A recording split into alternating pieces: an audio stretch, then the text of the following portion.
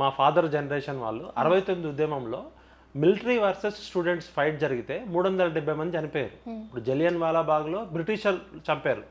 కానీ స్వాతంత్రం వచ్చినాక భారతదేశ ఆర్మీ భారతదేశ విద్యార్థుల మీద సంవత్సరం పాటు కర్ఫ్యూ పెట్టి 370 మందిని చంపి 3000 మంది మిస్సింగ్ కేసులు ఉన్నాయి. ఇక్కడ ప్రజలు అమాయకులు, ఆవేశపరులు. ఇక్కడ ఇంగ్లీష్ ఇక్కడ చర్చ్ లేదు, స్కూల్స్ లేవు, కాన్వెంట్ స్కూల్స్ లేవు. ఇక్కడ ఉర్దూలో చదువుకున్న వాళ్ళందరికీ ఉద్యోగాలు పోయినాయి. అక్కడ ఆంధ్ర ప్రాంతం నుంచి ఇంగ్లీష్ చదువుకున్న వాళ్ళందరికీ ఉద్యోగాలు వచ్చినాయి. దాంతో ఏమైపోయిందంటే మా ఉద్యోగాలు మాకు కావాలని చెప్పి 1952లో మొదలైన ఉద్యమము 1969లో 370 మంది విద్యార్థులు చనిపోయారు.